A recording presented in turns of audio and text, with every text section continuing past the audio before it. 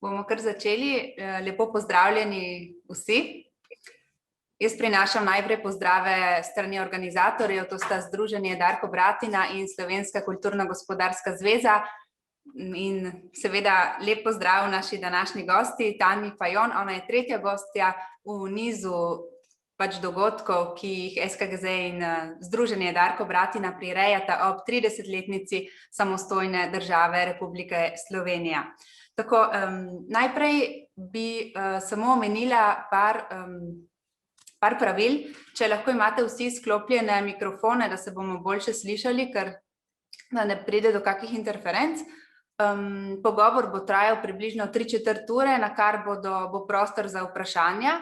Vprašanja po Zoomu lahko zastavljate tako, da dvignete roko s tisto opcijo, ki jo najdete desno spodaj na Zoomu, ali prek Facebooka, če vprašanje napišete v komentar, namreč to bo direkten prenos tudi na Facebooku, oziroma smo že, mislim, v živo povezani na Facebooku, ja, tako mi pravijo.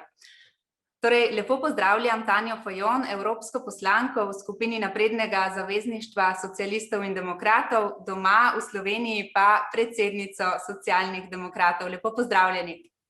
Lepo pozdravljeni iz Ljubljane. Tako.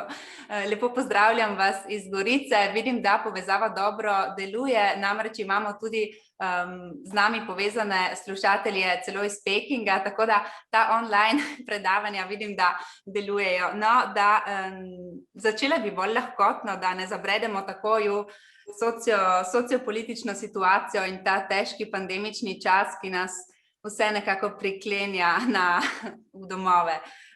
Zanima me, kako se spominjate let tik pred osamosvojitvijo Slovenije in tistih let po osamosvojitvi, s kakšnim zanosom, s kakšnim zagonom, kakšno je bilo navdušenje vaše generacije takrat, pred 30 leti, govorimo o takratnih 20 in 30-letnikih,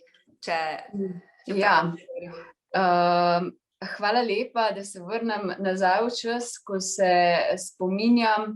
Sem ravno postala novinarka, mlada novinarka na takrat lokalnem ljubljanskem radijskem programu in zelo zanimivo je bilo, da so me v času velikokrat porabili kot novinarko, da sem poročala, ampak sem bila mlada, nisem bila še tako politično zagnana kot danes. Osamosvojitev je bila predvsem tema razprav doma s svojimi starši, ki so bili druga generacija, ki so bili jugonostalgiki, ampak dobila sem že volilno pravico in spomnim se, da smo doma večkrat govorili o tem, kako bomo tudi glasovali na plebiscitu. Veste, da smo Slovenci takrat zelo, zelo množično še na plebiscitu podprli tudi osamosvajanje Slovenije. So bile teme doma v družinskem krogu, in ja, različne generacije, ne vem, če sem si takrat čisto predstavljala, kaj to pomeni, ampak danes se mi zdi, karkoli se je dogajalo tudi v nadaljevanju z razpadanjem nekdanje Jugoslavije, da je Slovenija pot, ki jo je brala, bila v tistem trenutku najbolj prava. Kako pa se spominjate širitve Evropske unije leta 2004 in kasnejšega vstopa Slovenije v Schengen? Je bilo to bolj slavnostno kot osamosvojitev? Kako bi primerjali ta dva dogodka? Zagotovo se bistveno bolj spominjam, ker sem v času vstopanja Slovenije v Evropsko unijo že živela v Bruslju. Šla sem v Bruselj leta 2001, 4 leta pred največjo širitvijo Evropske unije na 10 jugovzhodnih, srednjih evropskih držav, med njimi tudi Slovenijo. In ko sem v Bruslju spremljala zadnja 4 leta pristopnih pogajanj, ko se je Slovenija približevala Evropski uniji, je v naši državi res bil izjemen entuziazem. Jaz sem takrat kot dopisnica praktično vsak dan se javljala v eter, poročala za Radio Slovenija, za televizijo Slovenija. Slovenci smo bili res, to je bilo, kot bi se nam uresničile sanje. Meni kot mladi Slovenki v Bruslju, ko so še zamenjavali Slovenijo s Slovaško, ko nismo bili ravno razpoznavni na zemljevidu, je bila pa sploh posebej izkušnja. Tudi ko smo vstopali v Schengen, ko smo prevzemali evro, Slovenija je bila res ena taka, bi rekla, zgodba o uspehu. Vse smo zelo hitro izpolnjevali, bili smo mogoče najboljša učenka v razredu 10 držav in zelo hitro so nas razpoznali. Bil je to kar ponos, se spomnim, ker so takrat še bili stereotipi, smo prihajali iz nekdanje Jugoslavije, marsikdo je spraševal, kje to je, kaj se tam dogaja, ampak za nas, ko smo vstopali v EU, so pa bile to vsaj za mojo generacijo, jaz vem, kot bi se uresničevale sanje. In če potegnemo črto po 30 letih, kaj je danes ostalo od tega entuziazma, od tega zanosa, od tega vstopa v Evropo, od tistega dne, od Schengena, ko nam ni bilo treba več kazati propustnic na meji? Tudi glede na to, da je volilna udeležba na evropskih volitvah, če pogledamo v Sloveniji, nizka. Drži, zdaj od leta 2001 sem jaz pravzaprav skoraj do danes 20 let tako ali drugače povezana z evropsko politiko, z Brusljem, s tem, kar se dogaja tako znotraj Evropske unije in pa seveda za našo Slovenijo. Kaj se je v vsem tem času spremenilo? Veliko se je spremenilo. Spremenila se je sama Evropska unija, spremenili so se interesi, imeli smo zdaj zadnjih 10 in več let vrsto kriz. Entuziazem, bi rekla, ni bistveno manjši. Mogoče je ponekod vsaj med Slovenci zaznati kak evroskepticizem zlasti, ko gremo skozi krize, ampak ne v slabem pomenu besede. So bile napake v teh letih, odkar smo vstopili v Evropsko unijo. Marsikje se mi zdi, da je Unija želela preveč stvari mogoče kontrolirati, nadzirati, pozabljeno na specifike posameznih držav in institucije so se v politikah v veliki meri tudi odmaknile od ljudi. Ljudje so s časoma, zlasti mlajša generacija, pozabili, zakaj Evropska unija je, kakšne ugodnosti prinaša.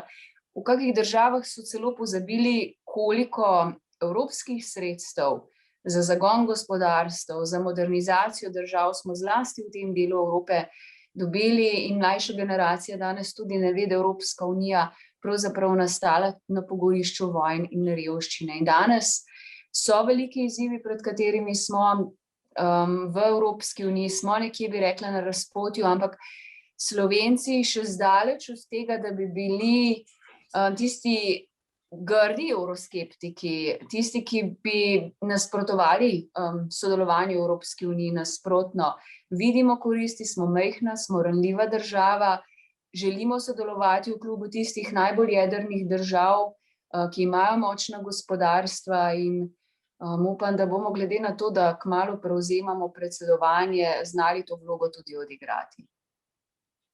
Če malo obrnemo stran in ostanemo pri aktualnosti in se ozremo na politično dialektiko v Sloveniji danes, v tem kriznem in populističnem trenutku, ki je zajel nekatere članice Evropske unije, v prvi vrsti Madžarsko in Poljsko, včasih slišimo kritike tudi na račun Slovenije, ne nazadnje na temo svobode medijev. Vedno bolj se torej zdi, da se nekako tiste tradicionalne zahodne članice Evropske unije, ustanoviteljice, odmikajo od srednjeevropskih članic, novejših, tako imenovane višegrajske skupine, če gledamo recimo na pojem pravne države in tako dalje. Kje so vzroki za to, bolj ali manj markanten, za ta odmik od temeljnih vrednot Evropske unije? Ni enega tu ali enostavnega odgovora. Zdaj v Evropski uniji je bogatstvo, raznolikost, kulture, zgodovine, narodov. Mi imamo razlike med sabo in to nas bogati. In tu ali gledamo na delitve med bogatim severom, revnejšim jugom, zahodom, vzhodom, to je stalno prisotno, večja gospodarstva, manjša gospodarstva. Je pa tudi skozi ves čas, kar jaz spremljam evropsko politiko, mogoče dokazati, da tudi manjše države imajo lahko zelo veliko moč v Evropski uniji, če imajo jasno izdelano strategijo, kaj želijo doseči. Zdaj, res je, da institucije Evropske unije danes niso tako močne, kot so včasih bile, da se stvari, ko se jih evropski voditelji dogovorijo, marsikdaj ne držijo, da je veliko več različnih interesnih krogov, se pa ne bi strinjala z oceno, da so zahodnoevropske države tiste, ki morda odstopajo od vrednot. Gotovo skozi krize vedno pridejo neki pojavi nacionalizmov, nevarnih populizmov. Temu smo bili v preteklosti pogosto priča v Evropi. Ampak v zadnjih letih pa se izrazito kaže, bi jaz rekla, zlasti, ko gledamo v našo soseščino, jugovzhodne Evrope, ali gledamo na Madžarsko ali na Poljsko, ali ne nazadnje tudi v Slovenijo, da se dogaja odmik od teh temeljnih evropskih vrednot. Od demokracije do spoštovanja pravne države, do zagotavljanja svobodnih medijev. Tudi Slovenija je v zadnjem času prevečkrat na žalost na tapeti v evropskih institucijah, tudi v Evropskem parlamentu, tudi v tujih kritičnih medijih se dostikrat negativno pojavlja kot država, kot politika, kot vlada, ki posega v svobodo medijev. Imeli smo razpravo v Evropskem parlamentu, in to so resne skrbi, ker v Evropski uniji nimamo močnih mehanizmov, ki bi lahko nadzirali delovanje pravne države, vladavine prava. Veste, da imata Madžarska in Poljska že kar dolgo časa sprožen zelo nevaren postopek 7. člena, to pomeni, da bi lahko obe državi tudi zamrznili status glasovalnih pravic in članstva v Evropski uniji, ali pa bo grozil odvzem evropskih sredstev. To so izjemno resna sredstva kot atomska bomba, ne verjamem, da jih bomo kdaj v resnici aktivirali, ampak ko se enkrat ta proces sproži, ki je danes potencialno tudi grožnja Sloveniji, je to za državo lahko na dolgi rok resna škoda tudi v finančnem pogledu. Ja, kot ste povedali, samo v dopolnilo, nisem mislila, da pač zahodne članice ne upoštevajo temeljnih vrednot Evropske unije, ampak prav to na razhajanje med zahodnimi in srednjeevropskimi, na to razliko, ki ste jo zdaj tudi vi poudarili. No, če gremo nazaj v Slovenijo, omenili ste, da so države, da je evropska družba raznolika. Kaj v Sloveniji danes, kaj Slovenijo najbolj razdvaja in kaj je vsem Slovencem danes skupnega? Če je še kaj skupnega, kar nas združuje. Kar mene osebno zelo skrbi v Sloveniji, pa verjamem, da tudi vi spremljate, je globoka razklanost na eni strani družbe. Mi smo močno razdeljena, bi rekla, družba, še prevečkrat se ukvarjamo z zgodovino, ker mlajše generacije teže razumejo, da toliko energije po svoje politika kot taka tudi izgublja na račun zgodovine, namesto zgodovinarji, da bi se bolj osredotočili na prihodnost. Še večji problem ali pa izziv se mi zdi, da je v Sloveniji politika postala izjemno diskreditirana. Ljudje imajo veliko apatijo, pravzaprav se čuti, da ne zaupajo politiki, da bolj ali manj smo imeli proteste na ulicah, gre tu za izjemno nezaupanje. In to je izziv tudi za ravnanje vlade, zlasti v času epidemije in zdravstvene krize, ko so ljudje še dodatno prestrašeni, ko je nepredvidljiva situacija. Tako da v Sloveniji se mi zdi, da ta del nezaupanja v politiko, nezaupanja tudi med politiko kot tako, da bi se bili sposobni poslušati in pogovarjati in dogovarjati v skupno dobro za državo, da je tu velika odsotnost. Tudi preko socialnih omrežij, kar se nam dogaja, se mi zdi, da je izrazito spremenilo naše življenja, ne samo kot neko priložnost in izziv, ampak tudi negativno vplivalo na to, kako v politiki, v mainstream medijih se širi tudi neka nestrpna retorika, sovražna retorika, tudi dezinformacije. In tu bomo tudi kot politika, kot odgovorna družba, kot mediji nenazadnje, morali veliko postoriti, da dobimo nazaj preprosto zaupanje ljudi, da državo postavimo nekje na normalne tirnice življenja. Kaj pa nas združuje pozitivnega? Združuje v Sloveniji nas, ravno danes sem imela priložnost govoriti o tem in o razmislek solidarnost. Se mi zdi, da Slovenci, ko moramo narediti nekaj humanega, nekaj dobrega, nekomu pomagati ali drugemu, znamo biti izjemno solidarni.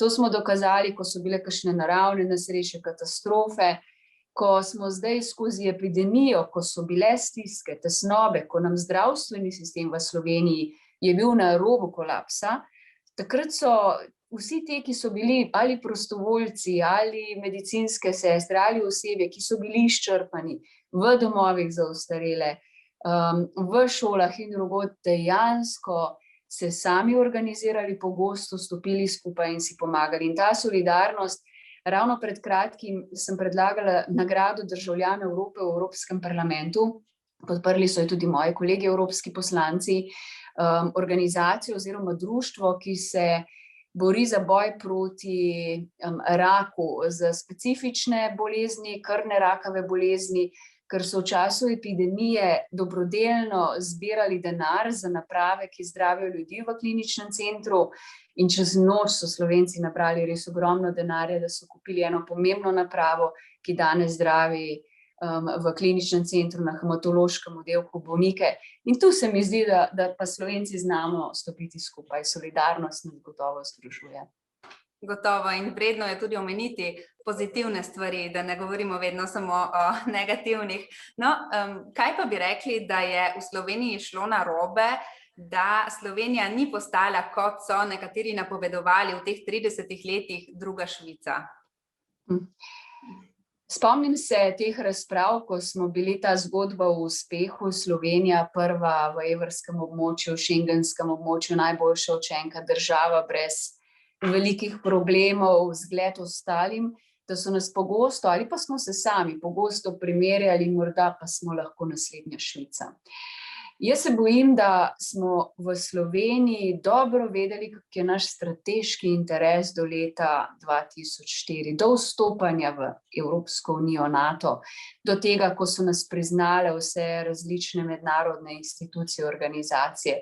Takrat smo imeli jasen strateški interes. Se mi pa zdi, da po tem letu naprej pa smo izgubili nekako kompas, kaj zares želimo. Nekako smo se izgubili in tavamo in se ne znamo postaviti na noge. In ta fokus še vedno ni tu, kaj je strateški interes Slovenije, kam gremo, kaj želimo čez 10-20 let.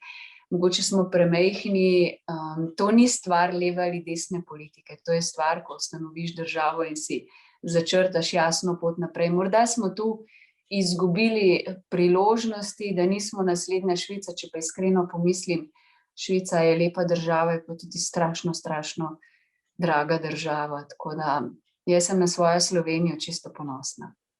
Tako da je v Sloveniji še lepše mogoče. No, če vrnemo stran, v Evropskem parlamentu imate več funkcij, ste tudi predsednica delegacije pri stabilizacijsko pridružitvenem parlamentarnem odboru Evropska unija Srbija. Balkan doživlja danes nek preporod. Kosovo je pravkar dobilo novo predsednico vlade, med državami zgleda, da je vedno več koordinacije, integracije. Novembra lani so v okviru berlinskega procesa podpisali deklaracijo o skupnem regionalnem trgu in zeleno agendo, izpostavili so tudi pripravljenost za gospodarsko sodelovanje in pri varovanju podnebja, da bi tesneje sodelovali z Evropsko unijo.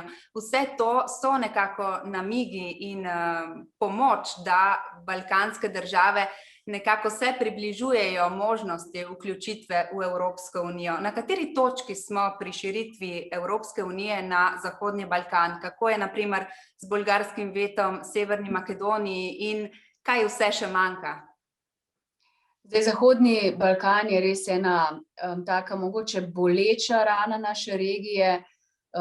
Leta se ukvarjam z širitveno politiko, kako približati države Zahodnega Balkana Evropski uniji. Zdaj, ta širitvena politika je bila zelo, zelo visoka na agendi. Dokler Evropska unija ni zašla v vrsto kriz, je ta širitev odvijala, danes pa v resnici se mi zdi, da mnogo evropskih vlad ni več tako resno zavezanih procesu.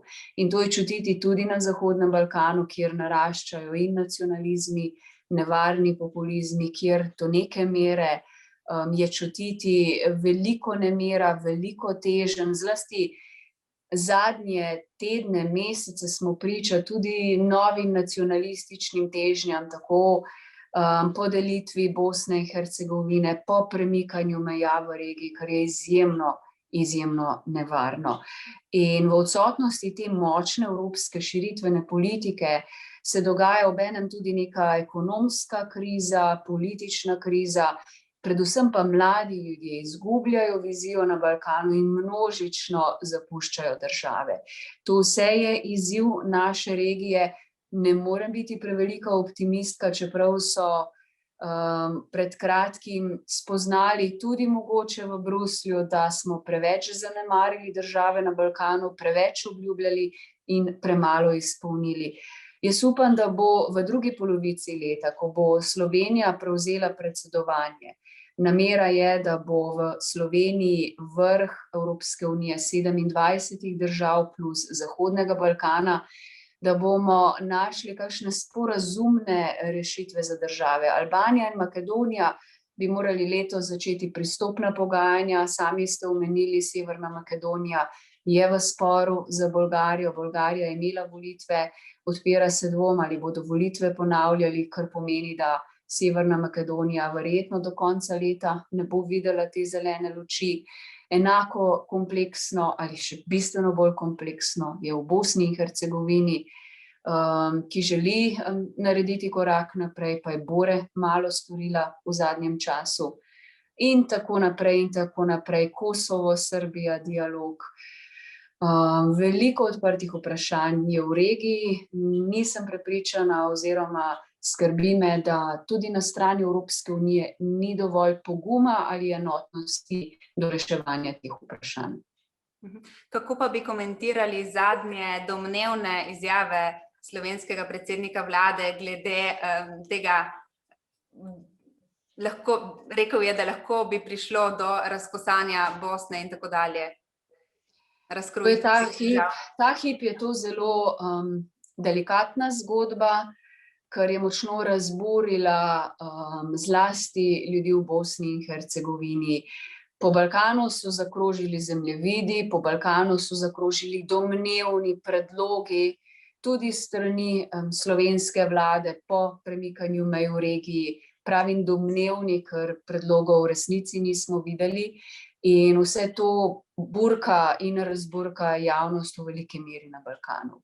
Mi smo zato ravno danes, Socialni demokrati, vložili predlog po sklicu nujne seje odbora za zunanjo politiko in evropske zadeve v nacionalnem parlamentu, kjer smo povabili tudi predsednika vlade in zunanjega ministra, da pojasnijo stališča slovenske zunanje politike, strategijo do reševanja izzivov na Zahodnem Balkanu, tudi v luči predsedovanja, kjer bo Slovenija igrala v drugi polovici leta pomembno vlogo. Namreč ta trenutek se zdi, da veliko izjav kroži v mediji, veliko manipulacij, zemljevidov, napačnih dezinformacij in vse to je močno te dni razburkalo javnost in se mi zdi, da moramo te strasti malo umiriti, predvsem pa kar mene zanima je res, kaj bo pozicija stališča Slovenije do Zahodnega Balkana. Bo širitev na Zahodni Balkan Evropske unije, če do nje pride, več dala Evropi ali bo Evropa več dala Balkanu? Kdo bo komu dal več? Po vašem? Oboje stransko. Jaz iskreno verjamem, da tu ne gre samo za pomiritev, mir in stabilnost v regiji. Mi kot ena močna celina bomo le skupaj kos velikim izzivom, ki so okoli nas v globalnem svetu.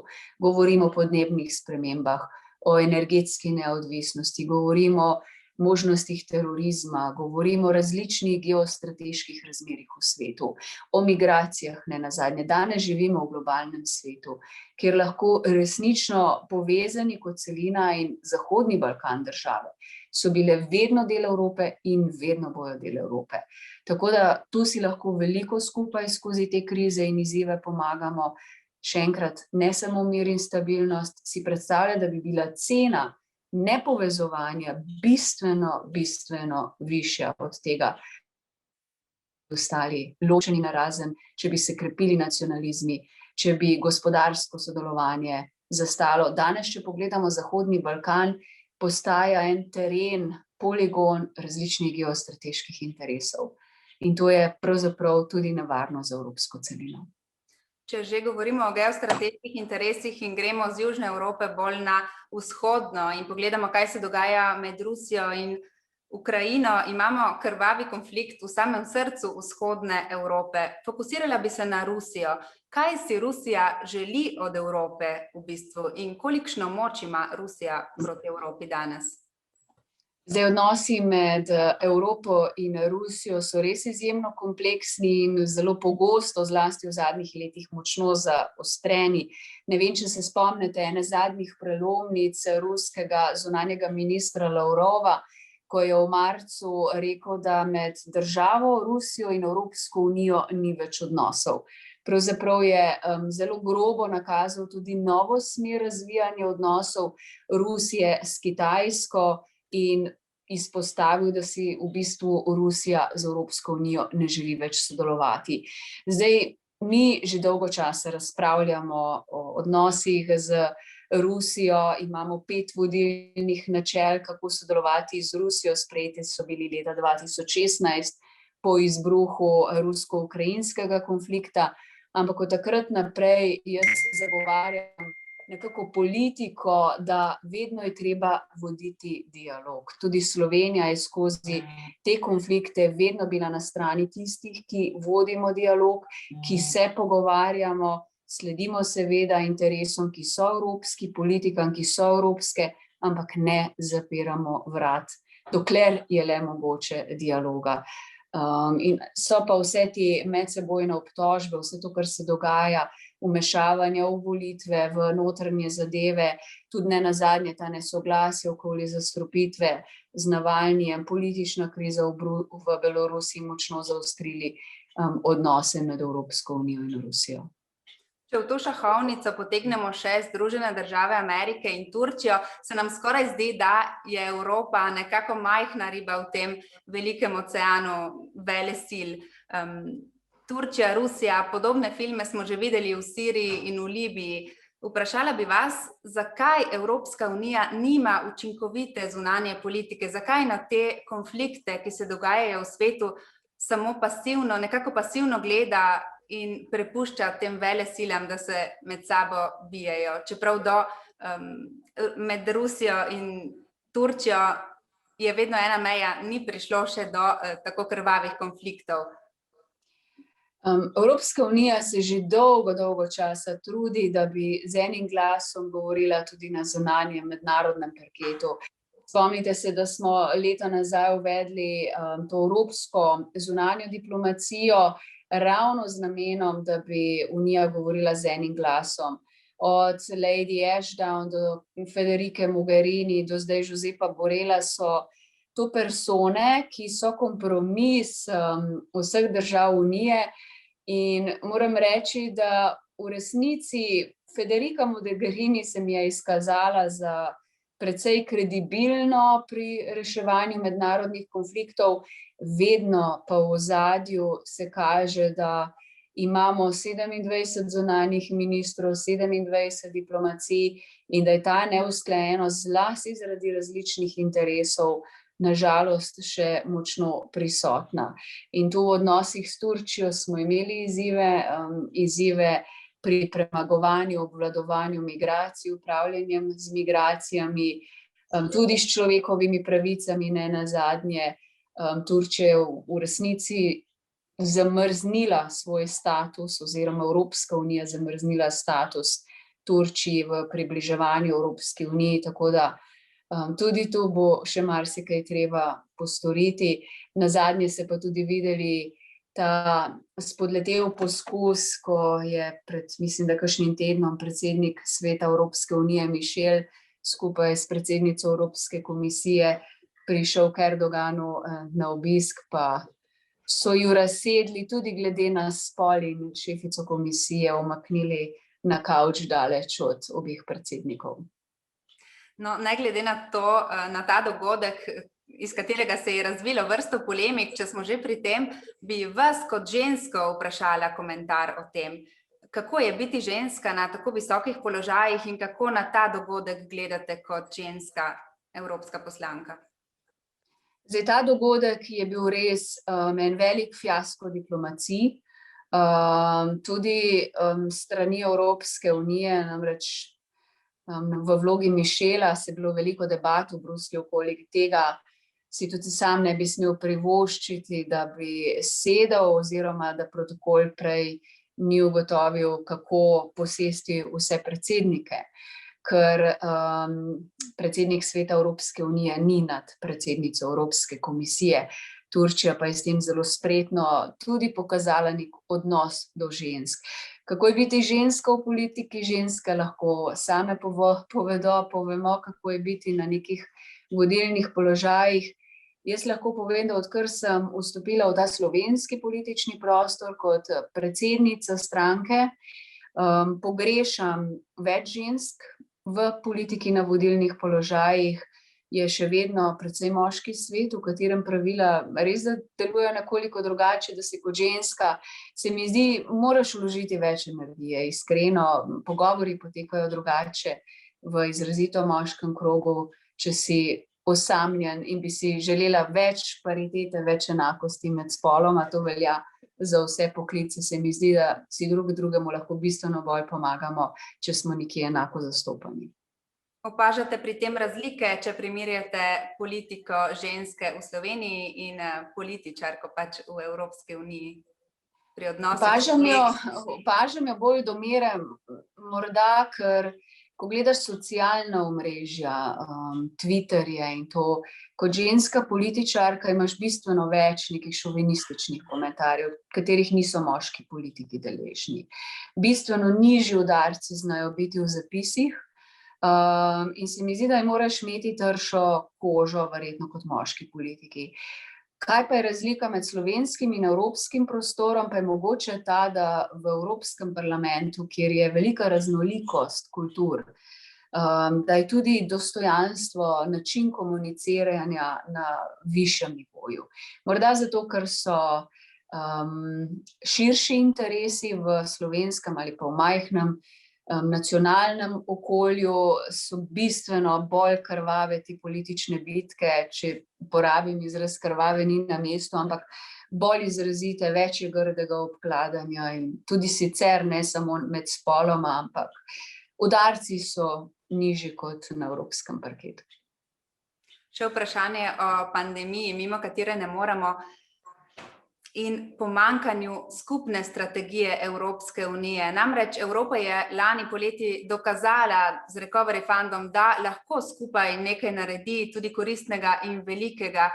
Zakaj je zdaj to pomanjkanje te organizacije? Namreč vsaka država sama upravlja s strahom, s cepivi, s šolo, s gospodarstvom.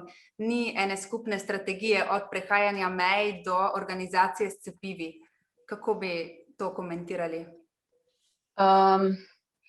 Zdaj, ko se je zgodila epidemija, kriza s koronavirusom, je bila to nepredvidljiva situacija za vse nekaj novega. Takrat, kar se je zgodilo, seveda je bilo veliko egoizmov, bi jaz rekla. Države so se odzivale vsaka po svoje, z razumevanjem, da so začele oziroma želele zaščititi zdravje ljudi. Zapirale so meje, enostransko, brez obveščanja in bil je nek kaos. Danes ni čisto tako, uspeli smo urediti znotraj vsaj šengenskega prostora zelene pasove za medicinsko preskrbo, za osebje, za delavce, migrante. Te meje so potem se nekako harmonizirale, na žalost, pa imate prav, danes še vedno v šengenskem prostoru, v Evropski uniji izjemno veliko število držav uvaja omejitve na notranjih mejah. In to je izziv nasploh za šengenski prostor, ne le skozi epidemijo. Sama v Evropskem parlamentu že leta vodim reformo šengenskega prostora in tudi delovno skupino za Schengen. Mi imamo že več let države, ki zaradi migracij, ki zaradi terorizma imajo omejitve na mejah, imajo notranje kontrole in kršijo pravzaprav vse evropske pravne podlage. In namesto, da bi jih komisija peljala na sodišče, je predlagala reformo. Ta reforma je že danes zablokirana med vladami evropskih držav, zdaj je dodatno svobodo gibanja zaostrila COVID kriza. Tako da smo v situaciji, ko se pogovarjamo o uvedbi zelenega digitalnega potrdila, ki ne bo potni list, bo pa dodatno očitno nam omejeval svobodo potovanja. Se bojim, da Schengen tak, kot smo ga poznali pred leti, še dolgo ne bo. No, vrnimo se domov. Ob sprejemu funkcije predsednice Socialnih demokratov ste dejali, da ste vodenje stranke prevzeli s prepričanjem, da socialna demokracija in Slovenija zmoreta več. Kaj Slovenija v tem trenutku najbolj potrebuje od socialne demokracije in socialne države, če smo še vedno prepričani, da Slovenija je še vedno socialna država? Bom povezala zdravstveno situacijo, ker nisem povsem odgovorila prej na vprašanje tudi glede solidarnosti, cepiva in izzivov, ki jih imamo danes v Evropski uniji. Evropska komisija je v dobri nameri, da bi v Evropski uniji vsi ljudje dobili cepiva enako po cenah in časovno sklepala pogodbe. In tu se je marsikaj zapletlo, ni bilo izpeljano dobro. Zgodilo se je to, da še danes nimamo toliko cepiva v državah, kot bi ga želeli imeti. Dejstvo pa je, da tudi zdravstvene politike držav so v nacionalnih domenah. In tu smo v marsičem odvisni tudi od svojih sistemov, šla je pa zgolj koordinacija s cepivi, jaz bi rekla, neučinkovita, sicer pa dobronamerna želja, da bi vsi dobili čim prej cepiva.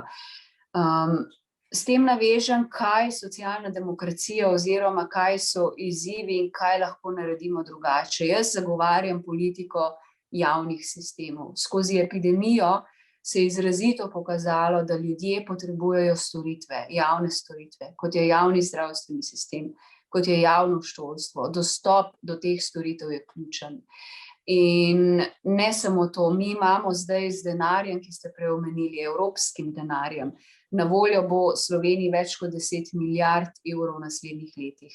Delno iz finančnega proračuna, delno iz sklada za obnovo in okrevanje po epidemiji.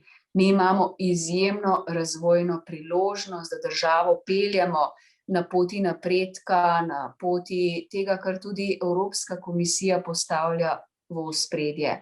Nekega prehoda v ogljično nevtralno, zeleno, varno državo z delovnimi mesti, ki bodo prilagojena novim izzivom, tudi novi digitalni eri, in to je napredek. Znanost, razvoj, raziskave, vlaganje v te javne sisteme, v šolstvo, zdravstvo in tako naprej. To je tudi politika, ki jo socialna demokracija zagovarja, skrb za ljudi, za enakost med ljudmi, za tiste, ki so bolj odrinjeni na rob družbe, in teh je v resnici vedno več.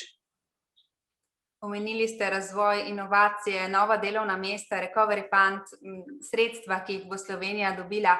Koliko je lahko danes mlade strah prihodnosti po pandemiji? Bo pandemija vseeno zarezala v prihodnost mladih, jih mora biti strah, kako naj temu kljubujejo? Zdaj, strahom je težko premagovati izzive. Strah moramo naslavljati s tem, da ponujamo nek optimizem, neke rešitve. In mlada generacija danes skozi COVID, jaz se bojim, bo zelo prizadeta. Mi smo pred kratkim v Sloveniji videli statistiko, mislim, da je naredil Inštitut za varovanje javnega zdravja, da med mladimi stiska, depresija, poškodbe, samopoškodbe so močno narasle. Veste, ko so bili zaprti doma, mi v Sloveniji smo imeli izjemno dolgo zaprte šole. Pri nas ni veljal tisti sistem oziroma priporočilo Svetovne zdravstvene organizacije, šole zaprite zadnje, odprite jih prve. Tu smo imeli na glavo postavljen, da univerze, pravzaprav bruci, še niso srečali sošolcev v šolskem letu, da delo na univerzah poteka od doma, da so bile šole prepogosto zaprte, predvsem pa zelo kaotično so se sprejemali ukrepi. In stiske med mladimi bodo ostale. Jaz upam, da ne bo to ena zelo izgubljena generacija, ki odrašča ob računalnikih. Še eno vprašanje vezano na mlade, na mojo generacijo in na tisto malo mlajšo, na študente. Kako gledate na današnjo generacijo 20 in 30-letnikov, če jo primerjate z vašo generacijo? Prej ste omenili leta osamosvajanja, leta novega zagona, nove države, nastanka novega. Imate občutek, da so mladi danes tudi pripravljeni se boriti za iste vrednote, za pravice, ne glede na pandemijo, recimo prej? Imam občutek, da so se mladi zelo sposobni angažirati okoli tem, ki jih zanimajo. Živijo povsem drugače, kot smo živeli mi 10-20 let nazaj, imajo internet, imajo dostop do informacij iz celega sveta. In v poplavi teh informacij se mi zdi, so pred večjimi izzivi, kako sortirati, ločiti tiste, ki so prave, tiste, ki so lažne, tiste, ki so dobre. Bistveno manj imajo morda neke socialne komunikacije, stikov fizičnih z ljudmi, kot smo jih imeli. Jaz mislim, da je težko primerjati, razvoj gre naprej, tudi potrebe mladih se spreminjajo, naglo se svet okoli nas spreminja in mogoče se danes bistveno teže temu prilagajamo. Ampak poglejmo samo primere, kako so se mladi znali izrazito dobro angažirati okoli varovanja okolja. Ko so bili praktično potesi od Evrope po svetu okoli Grete Thunberg, ko je začela svet, mlada deklica, opozarjati na to, da moramo zavarovati svoje okolje. Takrat so se mladi izjemno angažirali. In s svojim angažmajem na ulicah so začeli spreminjati in vplivati na politiko. In nedolgo nazaj smo imeli eno podobno akcijo v Ljubljani pred parlamentom za zaščito voda, kot javne dobrine, in se mi zdi, so to očitno politike, kjer je treba dati priložnost in glas mladim in jih poslušati. Torej imajo ambicijo, imajo znanje in se želijo angažirati. Morda pokažejo na drug način, revolucionaren način. Meni je bilo žal, ne vem, če ste zasledili, v Mariboru so pred kratkim mladi dijaki mirno protestirali na ulicah z napisi "Želimo v šolo". Včasih bi si bilo težko zamisliti. Žal pa je to, da so dobili kazni in globe policistov, so v kazenskih postopkih. Čeprav so mirno protestirali, držali znake, bili na razdalji, s tem, da želijo iti v šolo, se sliši morda paradoks, bilo je pa to v času epidemije. Jaz sem jim dala podporo, da bi jih oprostili teh kazenskih postopkov, to so mladi, niso bili razgrajači. Ampak tudi takšne situacije se dogajajo. Tako, no, da ne bomo končali s to klavrno mislijo, ste optimistka na splošno, če gledate na Slovenijo, na Evropo, na Slovenijo v Evropi, kot zadnje vprašanje? Po naravi se trudim biti in sem optimistka, sem šla v življenju čez precej hude izzive, govorim predvsem o bitki za življenje, ko si enkrat težko bolan in to je moja izkušnja, s katero se še vedno borim in zato ostajam optimistka. Sem tudi začela verjeti, da pesimizem ne rešuje problemov. Če zapademo v pesimizem in pesimizem ne samo pri sebi širimo, še med drugim prvič nikogar ne prepričamo, še sebe ne in tudi ne bomo rešili izzivov. Tako da optimizem je sicer velika moč, ampak nam daje veliko energije, ostajam optimistka, ja. In gledam tako naprej. Tanja Fajon, najlepša hvala. Jaz bi predala besedo slušateljem oziroma prvi na vrsti bi predala besedo predsednici Slovenske kulturno-gospodarske zveze Kseniji Dobrila, ki je z nami. Ksenija, prosim. Ja, hvala Barbara za besedo. Lep pozdrav tudi z moje strani. Tanji Fajon, moram reči, da smo z velikim užitkom poslušali njene besede, poznamo jo za prodorno, dinamično in tudi optimistično političarko in zahvaljujemo se ji za vse to, kar dela, ker dela z žarom, predane in kompetentne osebe. Rada bi se navezala na zadnja razmišljanja in sicer, kar se tiče vloge Evrope v obdobju pandemije. naša narodna skupnost je to doživljala posebej boleče, delila je usodo z vsemi ostalimi državljani, ampak recimo, da manjšinci smo to doživljali še prav posebej v ogroženem stanju, ko so se začele zapirati meje. V meje smo, prehajanje mej, v podiranje mej, posebno tistih oglavjih smo veliko vlagali, zato da bi zašili in na novo postavili na noge to okolje. In ko so se ponovno zarezale in večkrat postavljati tudi pred kratkim, nam nekako ni bilo jasno, zakaj Evropa ni v to posegla, zakaj ni posegla k neki harmonizaciji posegov prav na mejnih področjih, kajti ena od velikih vrlin Evrope je, da je odpravila meje med državami. Zato smo tudi zelo prepričano skupaj z ostalimi manjšinami podpisali apel Evropski uniji za harmonizacijo prav posegov v tem pandemičnem času, pa tudi za harmonizacijo zdravstvenih sistemov. Pa bi malo vprašala, kako gre v to smer, če se kaj dela tudi na tem področju, ki ni eno od primarnih področij Evropske unije. Pa še eno drugo točko bi rada zaprosila in izkoristila prisotnost Tanje Fajon, kar se tiče instrumenta Next Generation. Zelo budno spremljamo ta sveženj ukrepov.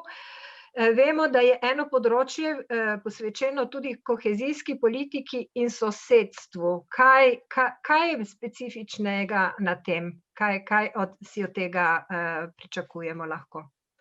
Hvala. Hvala za vprašanja. Zdaj najprej glede harmonizacije okoli zapiranja, odpiranja meja, svobode potovanja. Jaz zelo delim z vami občutke, da je odprava meja ne samo na zemljevidih, ampak v realnosti in v glavah ena najbolj otipljivih pridobitev Evropske unije. In če bomo izgubili to možnost svobode potovanja, da bojo države egoistično zapirale meje in bo to postala nova realnost, se bojim, da bomo na začetku razpada Evropske unije in celotnega projekta. To je izjemna nevarnost, ne samo v političnem smislu, še večja v ekonomskem smislu, ker bo izjemna gospodarska škoda.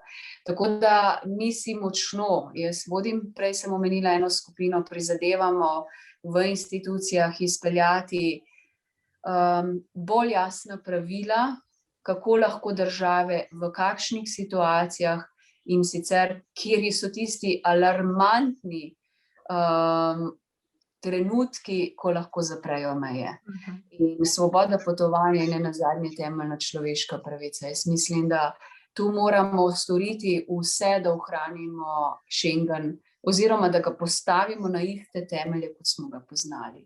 Se bojim, da nismo blizu tam, ker države delajo po svoje. Zdaj imamo, mislim, da 6 držav, ki so v zadnjem 3. valu epidemije dejansko ljudem prepovedale potovanja v države, ki so rdečo obarvane na zemljevidu Evrope in nasprotno. To so grobe kršitve, katere komisija danes obravnava. In ravno včeraj smo imeli sestanek s komisarko Johanssonovo po tej internetni poti in pravi, da se pogovarjajo z oblastmi. Tudi Slovenija je imela enega od takih odlokov, kar je zelo, zelo zaskrbljujoče. Zdaj, ko me sprašujete za harmonizacijo nekih drugih področij, zdravstvo je eno področje, sociala, šolstvo, ki je zelo v pristojnosti držav, tu se je zlasti v zdravstvu kazalo, da bi mogli vzpostaviti neko zdravstveno unijo, da bi se lahko v naslednje bolje organizirali in povezali tudi na podlagi izkušnje, ki jo imamo danes. Zdaj, ko uvajamo to zeleno digitalno potrdilo, lahko povem, da ena od dilem uvesti to potrdilo je diskriminacija. Ker če bomo mi možnost dopuščali, da ali imaš potrdilo, ali pa potuješ s hitrim oziroma PCR testom, V Sloveniji je ta PCR test drag, 100 evrov. In v nekaterih državah je brezplačen. Če bomo alternativo postavili, ali imaš certifikat, ali pojdi na PCR, bomo diskriminirali ljudi, tudi mlado generacijo, ki mogoče še ne bo cepljena, ki ni na prioriteti, ki verjetno te poletne počitnice zaradi takih razlogov ne bo mogla potovati. Tako da tu je veliko vprašanj, veliko dilem, zlasti okoli cepljenja tudi in cepiv, ki jih dobivamo. Nisem strokovnjakinja, skušam pa, da bi vsaj politika tu čim bolj poslušala stroko in iskala rešitve za ljudi. Na drugo vprašanje glede evropskih sredstev in denarja za zamejce, ne morem direktno odgovoriti. V pripravi je slovenski nacionalni načrt, ki ga mora vlada do konca aprila poslati v Bruselj za črpanje denarja za naslednjih nekaj let iz te ovojnice, ki bo velika za Slovenijo. To bo odvisno od programov, kako ambiciozno si jih bomo zastavili, kako bo vlada začrtala projekte in potem tudi, kako sposobni bomo zagotoviti tudi del svojih sredstev in denar porabljati. Tako da v tem trenutku moram bolj z razočaranjem ugotoviti, da kakšne javne razprave v Sloveniji glede tega, kako bomo porabljali ta izjemno velik denar, ki bo na voljo, žal nismo imeli. Tudi prve ocene Bruslja, koliko smo ambiciozni v teh načrtih, niso bile ravno spodbudne. Hvala, Tanja Fajon. Hvala, Ksenija. Ima še kdo kako vprašanje? Jaz bi imel, če lahko. Prosim, Igor Kocijančič. Ja, jaz bi postavil vprašanje predsednici stranke, ker se mi zdi, da ste prva predsednica stranke z dolgotrajno tradicijo v Sloveniji, ne? Mislim, prva ženska predsednica. In tako, kot opazovalec slovenske politike, čeprav iz zunanjosti, imam vtis, da to, kar se dogaja tudi pri nas, ne, ki razpravljamo že nekaj desetletij o krizi pojma stranke kot pojavne oblike sredstva za izvajanje politike, da je pri vas ravno tako prisotno.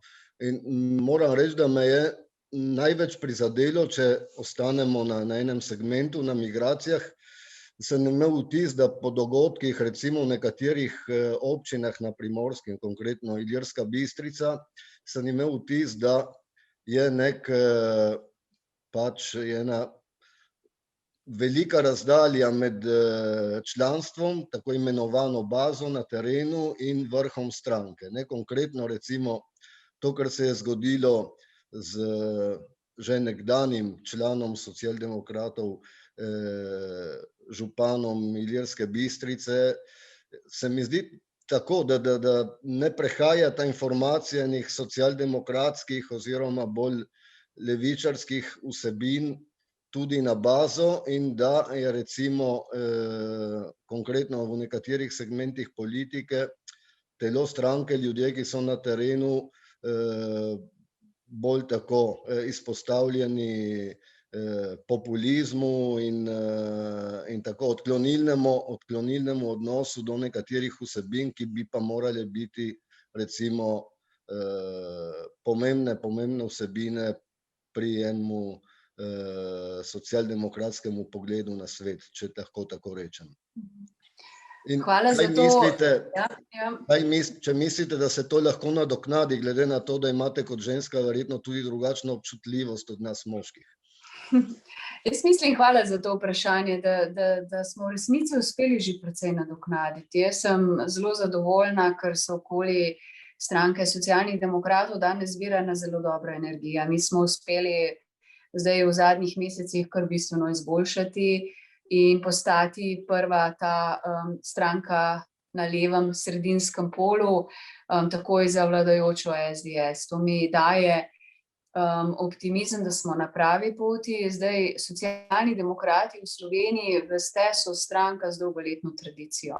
Ko imaš dolgoletno tradicijo, ko imaš izjemno razvejano članstvo in eno najmočnejših članstev, to prinese sabo tudi probleme in tudi seveda kakšne napake iz preteklosti. Ker ste omenili Ilirsko Bistrico in tamkajšnjega župana Emila Rojca, je to na žalost ena zelo nesrečna zgodba, ki se je vlekla iz časa migracij. Jaz sem županom v tistem času večkrat, tudi pozneje, ko sem prevzela stranko, skušala govoriti, on je imel izredno zaostrena in nevarna stališča do priseljencev.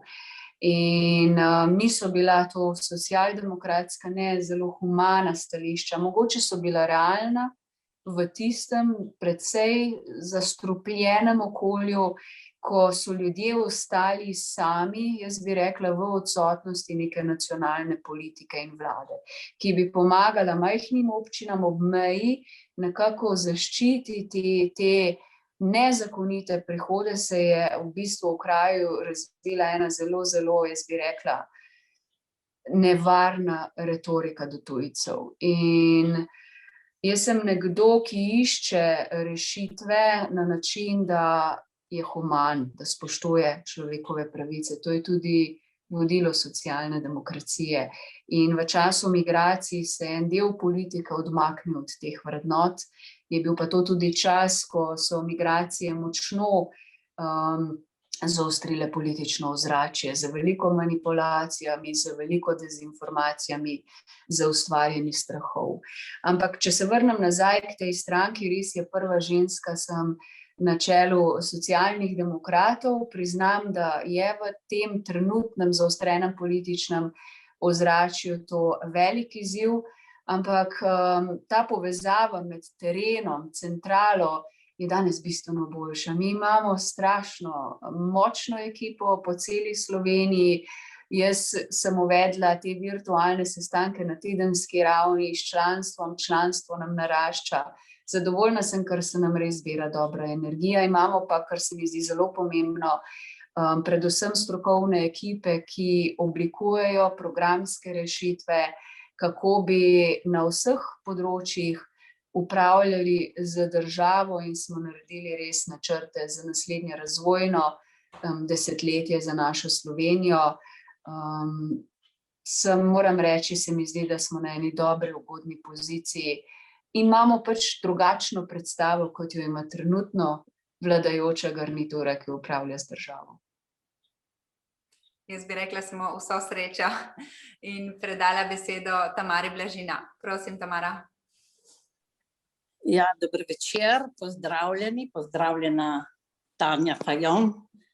Končno se spet vidiva, čeprav na razdaljo. Jaz preden bi postavila dve vprašanji, bi samo rada opravičila odsotnost na tem srečanju dveh naših predstavnic, in sicer naše senatorke Tatjane Rojc, ki je trenutno v avli, kjer glasujejo zelo pomemben akt, in Maje Tence, koordinatorke slovenske komponente Demokratske stranke.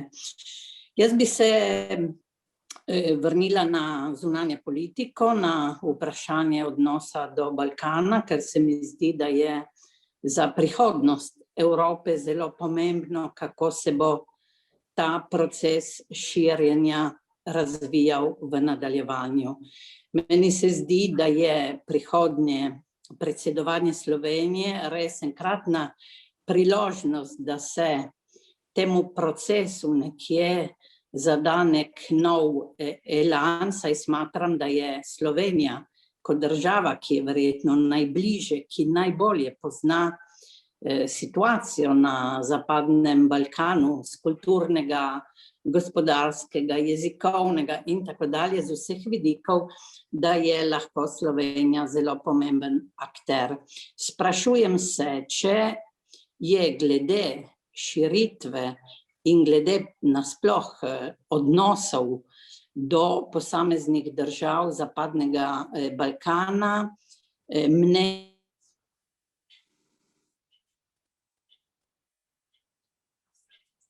Ne vem, če se je morda ali če so velike razlike v tem.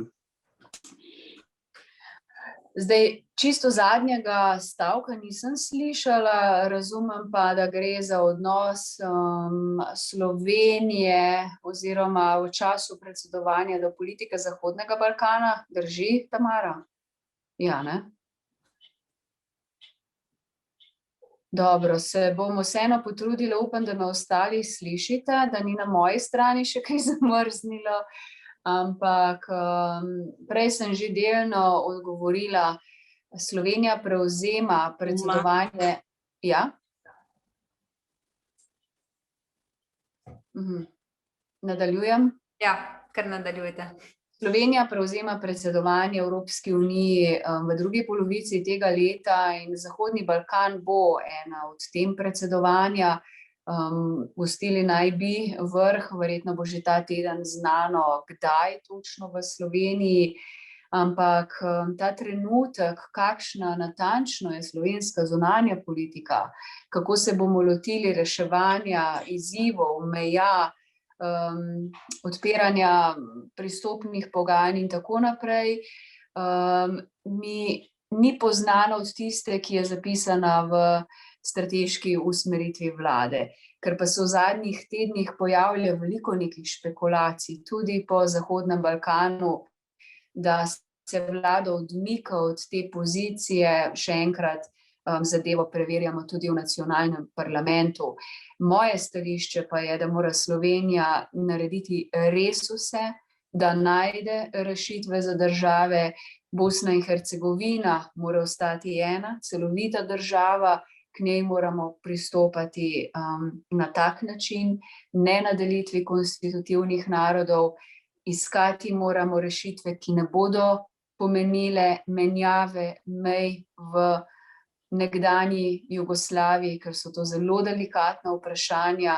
Tu ima Evropska unija ves čas zelo jasno politiko in čimprej skozi ekonomsko, socialne reforme, skozi finančne spodbude, skozi prilagajanje pravosodja, spoštovanje svobode medijev, boj proti korupciji, proti organiziranemu kriminalu, države peljati po poti reform, da bi čimprej vstopile v Evropsko unijo. Ta perspektiva je danes morda manj jasna tako državam Zahodnega Balkana kot evropskim vladam ali pa vsaj manj ambiciozna, kot je bila nazaj, in to se mi pa zdi, da je mogoče ena velika nevarnost, če ne bomo resno pristopali k regiji, ko damo obljube, jih tudi izpolnili na obeh stranih. Upam, da bo Slovenija res znala v času predsedovanja to veliko priložnost dobro izkoristiti, skrbi pa me toliko, ker pa v Bruslju čutim, da z zaskrbljenostjo vendarle spremljajo neko, bi jaz rekla, nazadovanje, ko gre za vprašanje in demokracije in svobode medijev in pravne države in te posege, ki jih vidimo v neodvisne institucije v Sloveniji. To so vse stvari, ki so kritika Bruslja, verjetno jih bomo tudi deležni v poročilu o pravni državi, ki bo na vrsti pred poletjem. Hvala lepa, Tanja Fajon. Imamo še eno vprašanje iz klepetalnice, ga bom kar prebrala. Pošilja Vojko Bratina iz Pekinga. Ni dovolj, da si pridobimo demokracijo, treba jo je tudi braniti. To storimo prvovrstno z udeležbo na volitvah. Tukaj pa Slovenija zaostaja, tako kot države članice Evropske unije. Predsednik države, ki v balotaži dobi 60% glasov ob 40% udeležbi, ima podporo le četrtine prebivalstva, kar mu daje tudi lažni občutek, da je v resnici popularen. Premalo je reči, da je razlog za to nezaupanje v politiko, a ni raje to nezanimanje za demokracijo, kar tudi pripelje do izgube demokracije. To je problem, ki ga imamo kratko malo vse članice Evropske unije. Kako to, da države, ki so se za demokracijo borile, se zdaj od izvedbe demokracije potem po volitvah od demokracije oddaljujejo? Je konec? Ker ne vidim. Mislim, da poanto smo razumeli. Skrb, ki je, da je volilna udeležba na volitvah nizka. V Sloveniji je ta pogosto izrazito nizka in večkrat se na različnih debatah pogovarjamo o tem. To je posredno povezano s tem, kar sem govorila prej, nezaupanjem v politiko, menjavanjem obrazov, naglimi spremembami. Jaz mislim, da bomo imeli velik izziv lahko za naslednje volitve, če se bo nadaljeval ta trend neke nestrpne retorike, sovražne retorike, blatenja, diskreditacij, nizkih udarcev, tudi med politiko samo. Ker bo to ljudi preprosto odvrnilo od tega, da gredo na volitve. In jaz si skrajno prizadevam, da bi z neko dostojnostjo, z nekim normalnim komuniciranjem, predvsem pa s podajanjem predlogov, rešitev, rezultati, ljudem vrnili zaupanje, da je politika v interesu njih in ne nasprotno, da ne skrbi samo za lastni interes. In ta izziv je pred nami. Jaz mogoče pa tudi si drznem verjeti, da je danes ogromno mladih ljudi, ki pa so postali jezni, ki jih je strah, ki jih skrbi za prihodnost in da bodo pa mogoče tokrat oni tisti, ki bodo bolj prišli na volišča. Zdaj pa, če se pogovarjamo o tem, kaj je demokracija, kaj je odgovornost nas kot posameznikov, bi pa jaz rekla, se to začne v šolah, v družinah, da od mladih nog naprej vzgajamo, tako so tudi mene vzgajali, da iti na volišče, dati svoj glas je nekje tista minimalna odgovornost do države in naše prihodnosti, ki jo imamo. Najlepša hvala. Imamo še kakšno vprašanje? Mislim, da je čas še za eno vprašanje. Drugače bi Tanjo Fajon lepo pozdravila. Najlepša hvala še enkrat, da ste bili z nami v imenu organizatorjev Združenje Bratina in SKGZ-ja. In res upam, da vas bomo imeli še kdaj v naši sredi. Verjamem, da bo tako in želim uspešno delo tako v Sloveniji kot na evropski ravni. Hvala vam za povabilo in verjamem, da se kmalu slišimo, vidimo, ostanite pa predvsem zdravi in optimistični. Hvala lepa. Srečno. Srečno vsem. Hvala, lep pozdrav.